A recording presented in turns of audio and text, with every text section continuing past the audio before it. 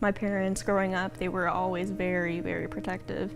And if I told them something about, oh, this person did this to me, they would act out on it, and that would make it twice as worse. She had gotten involved with a boy.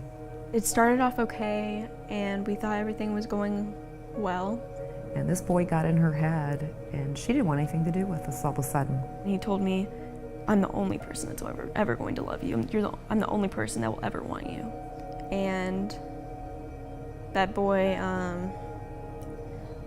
I was raped by him.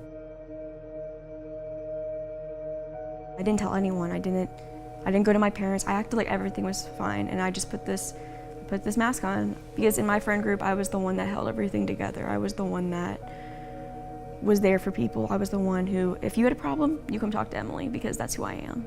But I never told anyone anything. Nobody knew who I was. And if I go tell my parents, what are they gonna do? Probably get involved, and that's the last thing I wanted.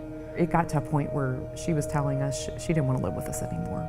She was saying, I'd rather live in juvenile detention than live here. Still, even after this happened, I was still with that boy because I was so damaged and broken that he's all I had at the moment, because I had pushed everyone away, and I was just so ashamed, and I thought it was my fault. And I lost my relationship with my parents through that. And she hated us to put together this, what we thought was a beautiful home and a beautiful life. Really, no one knew that we were just absolutely dying inside. My mom and dad, I had told them that this boy had sexually assaulted me and hurt me. My mom found out I was still seeing him, and she started yelling at me and saying, this boy raped you, like, what are you doing? And he was standing right there, and I'm like, no, I was like, no, that's not what happened. Like, I was just confused. You manipulated me into thinking that. Completely switched things around onto her. And so I left the house, and I was only gone for about 15, 20 minutes walking with that boy, and my mom pulled over to the side of the road where I was walking and said, get in. About a week later, I was at Heartlight. There's such chaos and regret and loss when you first drop your child off. But that's just the beginning of the story. I fought the voices in my head telling me, you're not good enough. You need that boy to feel good enough. I couldn't tell them anything because, oh, well, if I told them this, then they would know who I really was. And I thought that who I really was bad and just like unworthy. The first 3-4 months, just put on this face that, oh, I'm fine, like there's no real problem. The only problem is my parents. My parents are really overprotective and won't step down. She was so angry and bitter and resentful. Eventually, I let that guard down, not willingly. It just kind of came out after a mental breakdown.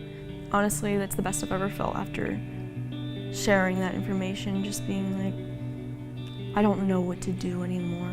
My life is out of control and I don't know what to do. And that's about, I mean, there were definitely highs and lows, but that's where my life started to turn around. I realized that once I decided to let go of all of that hurt and pain, that it would set me free, and it did. The child that I brought to Heartlight is not the child I brought home.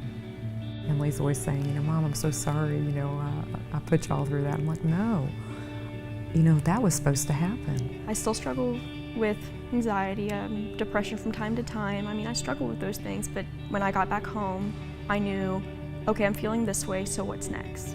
Instead of thinking, oh, well, I'm here, may as well just sit in it. We were back to being a family again. Not a perfect family, but a family.